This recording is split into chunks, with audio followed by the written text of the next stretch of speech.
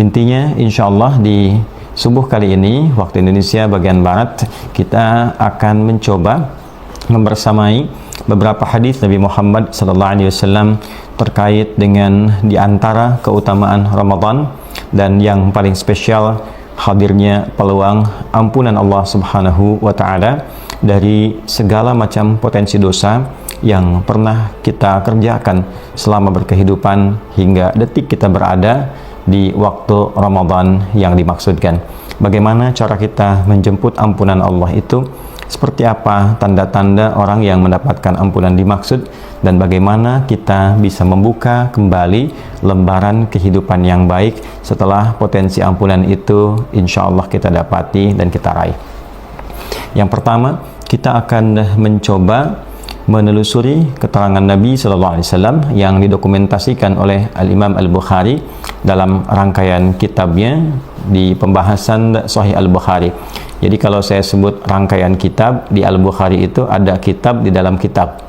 Ya, ada yang kitab dalam arti satu buku utuh dokumentasi hadis-hadis Nabi SAW yang beliau kumpulkan disebut dengan Al-Jami'. Ya, nah itu kumpulan tema-tema 97 tema seperti pernah saya sampaikan. Nah, setiap tema-tema ini disebut kitab juga di dalamnya.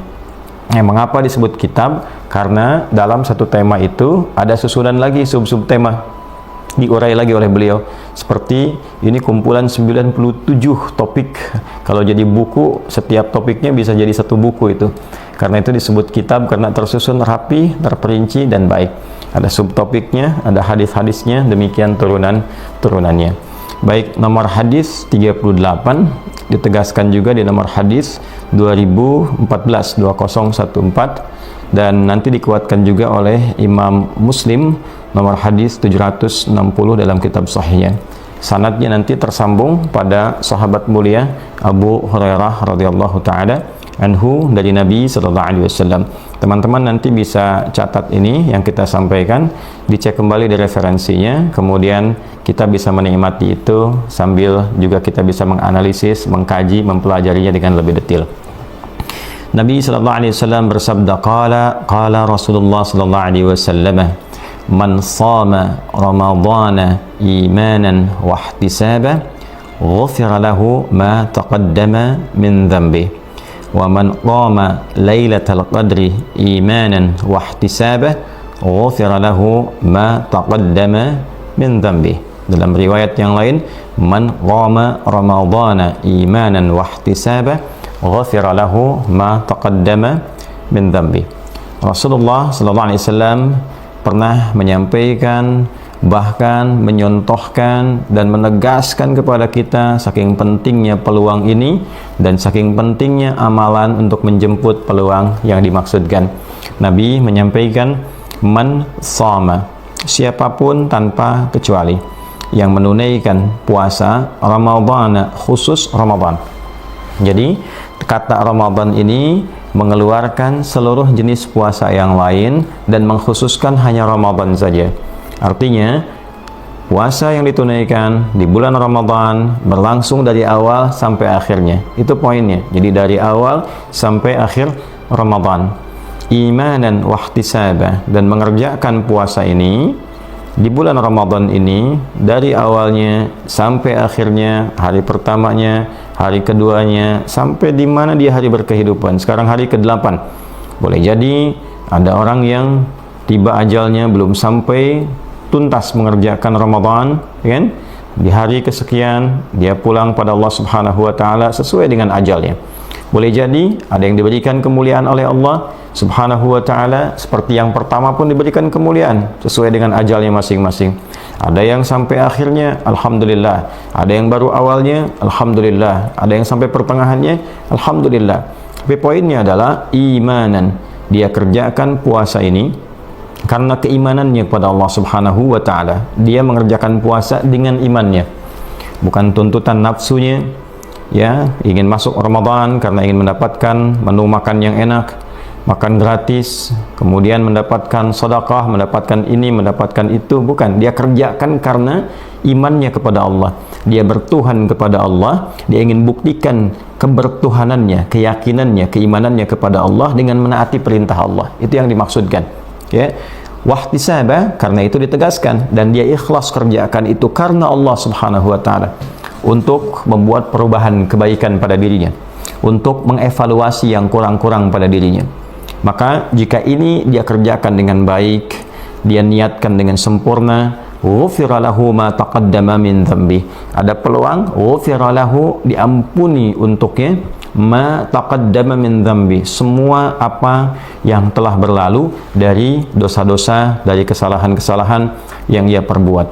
Jadi teman-teman sekalian, ini puasa Ramadan ini bukan hal yang biasa, bukan sesuatu yang dianggap enteng, ringan, apalagi disamakan dengan hari-hari lain. Dan ini tidak mudah. Tidak setiap saat kita mendapatkan Ramadan, dan banyak di antara orang-orang saleh, para ulama sejak di era Nabi dan setelahnya berharap betul mendapatkan Ramadan ini, menangis ketika ingin berpisah dengannya, berharap ingin bertemu ketika mendekat ke bulannya, untuk mendapatkan banyak anugerah yang bisa diraih. Di antara anugerah tertinggi yang mungkin bisa didapatkan adalah ampunan Allah Subhanahu wa taala. Itu yang sangat mahal. Nah, seperti pernah diuraikan di pertemuan sebelumnya, bahwa jika disebutkan puasa itu amalan siang. Amalan siang dalam pemaknaan secara umum, dari mulai terbit fajar sampai terbenam matahari, subuh sampai ke maghrib. Nah, selebihnya dari mulai ba'da maghrib terus sampai ke menjelang fajar, matla'il fajr, itu disebut dengan amalan malam. Jadi ada amalan siang, ada amalan malam. Ya, ini pembagian secara umumnya. Maka jika siangnya ada peluang ampunan yang ditebarkan oleh Allah Subhanahu wa taala untuk setiap hamba tanpa kecuali, tanpa memandang bagaimana kualitas imannya, apakah imannya masih lemah, imannya biasa-biasa atau imannya kuat, tanpa memandang dosa apa yang pernah ia kerjakan dalam hidupnya, apakah dosanya kecil, apakah dosanya merasa besar, atau bahkan merasa berlebih dalam dosa. Maka semua keadaan ini tetap dibuka peluang oleh Allah. Jika ia mau datang, dia tunaikan puasa untuk perbaikan dirinya, dia ingin merubah hidupnya menjadi lebih baik, dia ingin mendekat pada Allah Subhanahu wa taala, dia ingin mendapatkan ridha, dia ingin mendapatkan kebaikan di sisi Allah, maka ada peluang untuk mendapatkan ampunan Allah Subhanahu wa taala, gugur dosa-dosa yang pernah dia lakukan. Kemudian malamnya pun demikian. Jadi kalau ada siang diampuni, malam ada perbuatan keliru lagi misalnya, ada peluang lagi untuk mendapatkan ampunan Allah. Karena itu Nabi kemudian tegaskan, melengkapi bagian pertama, man qama lailatul qadri. Ada riwayat lain mengatakan man qama ramadhana. Siapapun yang menunaikan ibadah qiyam, ya, disebutkan lailatul qadri, ini menunjuk pada petunjuk malamnya, ya, dan mendapati malam al-qadar. Ada lagi tafsir juga memberikan penjelasan, dia hidupkan malamnya setiap Ramadan sehingga berpeluang mendapatkan malam Al-Qadar karena tidak pernah meninggalkan ibadah malamnya. Ya, jadi dia semangat dari awalnya, tengahnya sampai akhirnya. Lalu dia tunaikan ibadah malam itu, qama ramadhana. Yang dimaksud di sini ada tafsir yang sangat jelas, mayoritas ulama demikian memberikan kesimpulannya, yang dimaksudkan tarawih. Dia bangun malam, dia tunaikan tarawih, ya, dan dia kerjakannya imanan wahtisaban. Dia lakukan karena Allah, bukan karena imamnya bagus suaranya, bukan karena mengejar masjid tertentu, bukan karena berkeinginan untuk mendapatkan siraman rohani tertentu, ya, kultumnya bagus, ininya masuk dan sebagainya, tapi dia betul-betul kerjakan lillah, ya, dia kerjakan dengan imannya. Karena Allah perintahkan lewat nabinya, saya bangun malam, saya tunaikan tarawih, saya kerjakan sholat dengan baik, maka saya lakukan itu. Kalau Allah nggak perintahkan, saya nggak kerjakan. Nah, ini perkara iman. Wahtisaba, dan dia tulus mengerjakan itu karena Allah dengan niat mengevaluasi dirinya menjadi pribadi yang lebih baik, seperti tadi terurai dalam kesempatan siang. Ini kalimatnya serupa keterangannya, perbedaannya cuma waktu dan amalannya saja. Waktu siang amalannya puasa, waktu malam qiyam itu amalannya menunaikan sholat tarawih, ya, dan dilengkapi dengan ibadah-ibadah qiyam, sholat di malam harinya. Nah teman-teman, kalimatnya serupa, ghufira lahu ma taqaddama min dzambi. Ada peluang diampuni oleh Allah Subhanahu wa taala dosa-dosa yang pernah ia kerjakan dalam hidupnya. Nah, sekarang pertanyaannya, jika peluang itu bisa kita dapatkan, maka apa yang kita bisa lakukan? Apa yang kita minimal bisa mohonkan kepada Allah dalam rangka permintaan ampunan kita kepada Allah Subhanahu wa taala, dalam rangka taubat dari apa yang pernah kita kerjakan dalam hidup ini dan perbuatan yang dikerjakan itu menyimpang dalam ketentuan yang telah Allah tetapkan. Apa yang harus dikerjakan? Maka disinilah Nabi pernah mengajarkan, mentalkinkan kalimat doa yang singkat tapi padat, sehingga kita tidak harus mengurai jenis-jenis dosa yang pernah dikerjakan, apa saja dan sebagainya. Ya, Nabi pernah mentalkinkan kalimat ini, dan ini ditalkinkan oleh Nabi, dibacakan oleh Nabi kepada istri tercinta beliau, Ummul Mukminin, ibunda kita semua, Sayyidah Aisyah radhiyallahu taala anha, ketika bertanya, mengkonfirmasi pada Nabi sallallahu alaihi wasallam tentang doa apa yang dipanjatkan sekiranya ada rasa membersamai, ada rasa yang sangat kuat bahwa dugaan malam-malam itu berbeda, malam-malam itu dekat kepada malam anugerah malam Al-Qadar. Terdapat keterangan ini dalam kitabnya Sunan At-Tirmidzi, didokumentasikan oleh beliau di urutan nomor hadis 3513. Rawinya yang meriwayatkan tersambung pada ibunda kita tercinta Ummul Mukminin Sayyidah Aisyah radhiyallahu taala anha, qalat. Nah, qala itu sebagai adab membuka hadis. Jadi kan kita tidak langsung dapat itu. Ya, referensinya dari mana? Qala, kan? Maka disambungkan kepada perawinya yang kita baca Imam At-Tirmidzi, kemudian meneruskan sanadnya sampai ke Sayyidah Aisyah radhiyallahu taala anha. Qalat, Sayyidah Aisyah radhiyallahu taala anha menyampaikan, bertanya pada Nabi sallallahu alaihi wasallam, "Ara'aita in 'alimtu ayya lailatul qadri ma aqulu fiha?" Ya Rasulullah, jika aku mendapati rasa yang kuat, menduga dengan dugaan yang kuat, merasakan bahwa malam ini berbeda, malam ini rasanya malam Al-Qadar, ya, maka apa yang aku bacakan, apa yang aku mohonkan pada Allah Subhanahu wa taala? Qala Rasulullah sallallahu alaihi wasallam, maka Nabi sallallahu alaihi wasallam kemudian bersabda, "Quli," maka katakanlah. Nah, ini tolong betul-betul kita catat, betul-betul kita kalau bisa hafalkan dengan baik, maknai dan rasakan. Quli, kata Nabi, katakanlah, "Allahumma innaka afuwun tuhibbul afwa fa'fu anni." Allahumma, duhai Allah, aku merendah, aku memohon kepadamu dengan menengadah. Jadi Allahumma itu gabungan dari dua kata, ya, harfun nida, huruf untuk memohon, memanggil, kemudian Allah, ya Allah. Kalau kita gabungkan kata ya Allah untuk membentuk makna lebih halus, lebih merendah dengan permohonan yang sangat, itu dirubah kalimatnya menjadi Allahumma. Ya, kalau ya Allah itu masih standar. Ya, saya sering ilustrasikan, Anda keluar, lihat gelap, mendung, Anda katakan ya Allah, itu fitrah bahwa kita bertuhan. Ya kan? Lihat kemarin ada musibah, banjir misalnya, dan kita bermohon pada Allah supaya kita dijaga dari musibah demikian, disabarkan jika mendapati itu, diberikan kemampuan untuk bisa memperbaiki, memanage dan mengambil ibrah supaya hal itu bisa kita atasi kemudian hari, dan kita mohon pada Allah perlindungan dan segala kebaikan. Tapi kita katakan ya Allah, kan?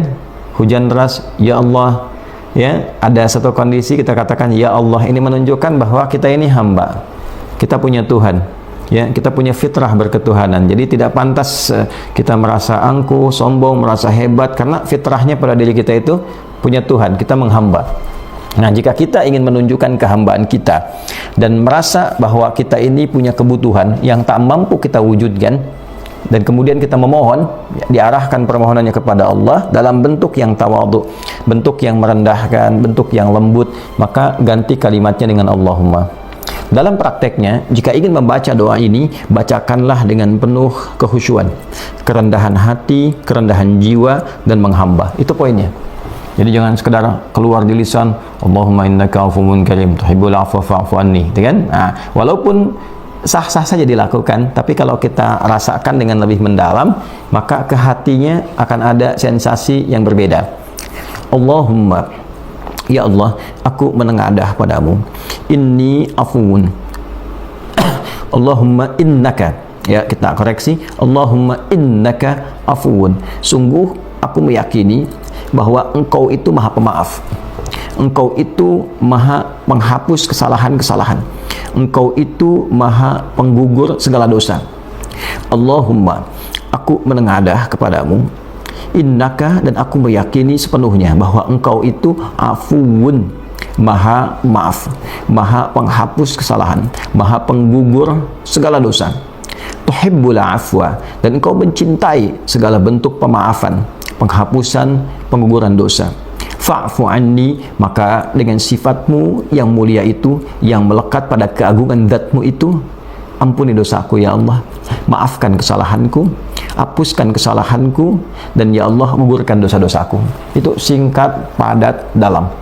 Allahumma innaka afuwun tuhibbul afwa fa'fu anni. Sambil kita merasakan perjalanan hidup ini, karena itu akan lebih bagus ya doa itu dibacakan oleh lisan dengan menghadirkan rasa pada diri kita, rasa perbuatan keliru, rasa perbuatan dosa yang membutuhkan ampunan Allah.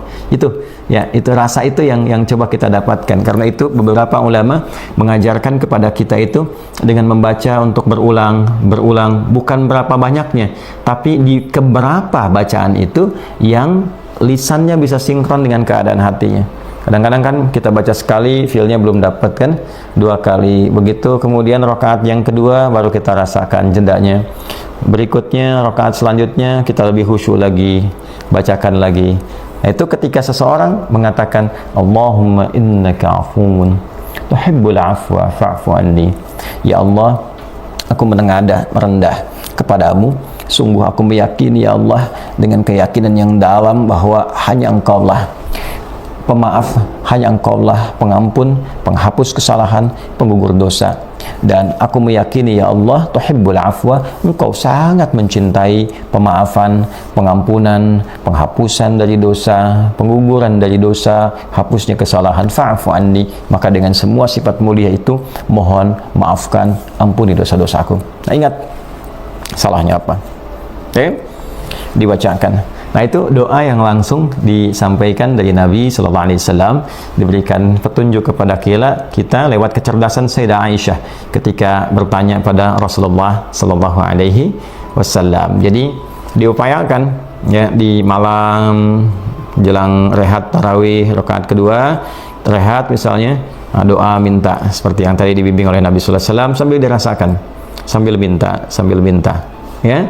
Demikian tidak dilarang juga kalau kita ingin bawa doa itu ke siang, ya, dalam kesempatan pada salat yang fardu atau salat sunnah, kita minta misalnya pada Allah Subhanahu wa Ta'ala, mohon diampuni dosa, mohon dimaafkan dari kesalahan dan sebagainya.